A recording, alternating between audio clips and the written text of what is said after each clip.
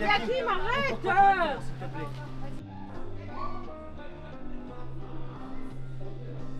Dans le parc de la maison d'enfants Elie Wiesel se dresse un grand cèdre. En juin 2026, ce cèdre devra être abattu. La décision est nécessaire pour des raisons de sécurité. Pour beaucoup, cette disparition aura quelque chose de très particulier. Cet arbre n'était pas seulement un arbre. Au fil du temps, il était devenu un repère, un témoin, un symbole de l'histoire du lieu.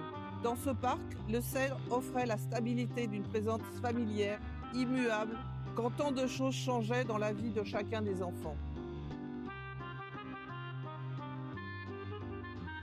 En 1945, Elie Wiesel est accueilli au château de Vaucelles à Taverny par Lauzet, avec d'autres enfants rescapés des camps. Ce lieu deviendra pour lui un pont indispensable entre les camps et la vie nouvelle. Sous les arbres du parc, il écrit « Souvent, je songe à ceux qui n'ont pas survécu, les plus jeunes, les petits. Je me souviens de leurs visites chez nous, des miennes chez eux. Pendant les fêtes, sous les arbres, ils me faisaient des confidences, depuis longtemps oubliées. Je me rappelle un garçon de ma région, très grand et très maigre, qui se croyait déjà mort. Un sourire constant flottait sur ses lèvres. D'où venait sa douceur? Les morts seraient-ils tous comme lui?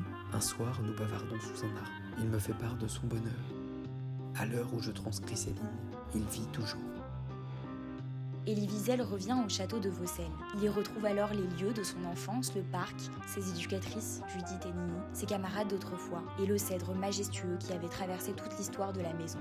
Pendant des décennies, cet arbre a vu grandir des générations d'enfants. Il a été le gardien de leurs jeux, de leurs rires, de leurs secrets et de leurs souvenirs. Aujourd'hui, si ses branches ne s'élèvent plus vers le ciel, ses racines demeurent profondément ancrées dans l'histoire de Lauzet et dans la mémoire de ceux qui ont grandi à son ombre. À leur tour, les enfants d'aujourd'hui courent dans ce parc sur les traces de ceux qui, après la guerre, étaient venus ici réapprendre à vivre. Comment tu sais qu'ils nous protègent? Là, il me dit, tu vois toutes les... On appelle ça les grosses pommes.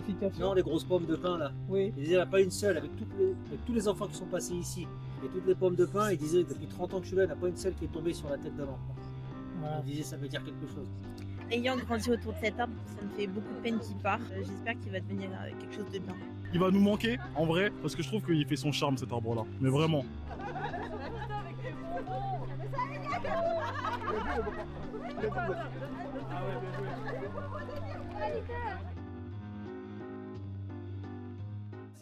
Au revoir l'arbre.